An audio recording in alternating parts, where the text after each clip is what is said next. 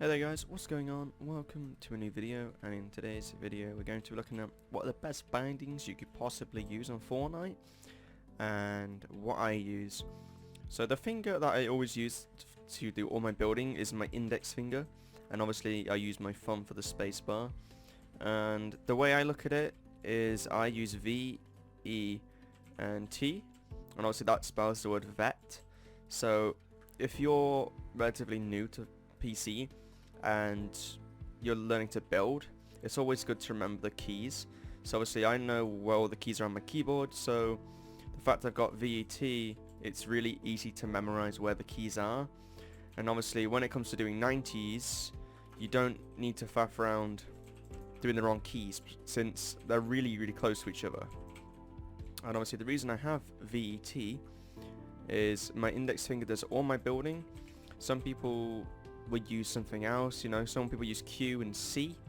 You know, everyone's all different to what they use. Obviously I use X for traps as well, and again I use my index finger for that. And then I'll just show you some building real quick. Okay, and getting on to what I use to edit as well. So I use scroll wheel edit, reset, sorry. So it's a lot easier. I used to use G and then select my item and press G again. And obviously that was you got into the rhythm of doing it, like muscle memory. But obviously now you've got scroll wheel, you got okay. Now just before we do start actually building, I just want to show you what I actually used for my editing and resetting. So I use the new one where it's automatically editing places and scroll wheel reset. The reason for this is it's probably the most efficient thing in the game right now. And obviously if you're doing this, it's so much easier to recognize what you're doing because you don't have to worry about it. The same with scroll wheel edit, like it's in the name, you're literally just scroll wheeling up. It's probably the easiest thing to do than pressing G on it, right clicking and G in again, or whatever your edit key is. So obviously when it comes to doing editing, you don't have to be very quick at it. You know, practice makes perfect, but normally in games, unless someone's behind this wall and you're gonna play with them a little bit and try and do some like tricks on them, it's kind of irrelevant because most people, if they're behind here, I'm gonna edit that and swap it back. They're gonna probably shoot, and then I'm gonna edit it again and shoot him. Like there's so many factors of this this method as well. Obviously lots of people do this now, like that's really unexpected. I've seen a lot of people do that because most people make windows. Some people will actually edit the whole thing, and some people will make a door. You know, everyone's different when it comes to it, but depending on different bindings and whatnot, everyone gets comfortable to certain objects in the game. Okay, here's some quick building as well. Obviously I'm gonna do it slow. Obviously everyone knows how to 19 build, but the reason I like using these bindings because the fact that it's so close to it, I barely even have to move my fingers, because like I said, it's literally just a circle motion of your finger kind of, because you're just doing a circle motion, but you're doing the same kind of motion with your finger as well.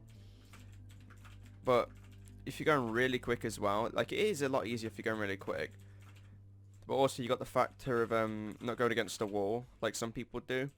So obviously when you're 90, some people hit the wall and then have to run up and it really slows you down. But obviously if you're going to be doing like side jumps like this, it is a lot quicker. But obviously when it comes to the keys I like to use, you just have to get used to it. Like you can be very quick with it, and obviously you can do loads of freestyles. It's just, you know, some people have big hands, some only have little hands, and when it comes to reaching certain keys, you've really got to stretch for it. And obviously regarding to stretching to keys, if you are ramping up right now and you're gonna like 90 off the side or do a side jump, you had a key for H, you know, it's very unlikely someone has the key H, but obviously T is really close, it's literally next to the reload key, and obviously V is below V, which is obviously next to the C. So when it comes to doing editing and stuff, it's all muscle memory, and the same with building. You don't even have to think about doing it because obviously it's so close.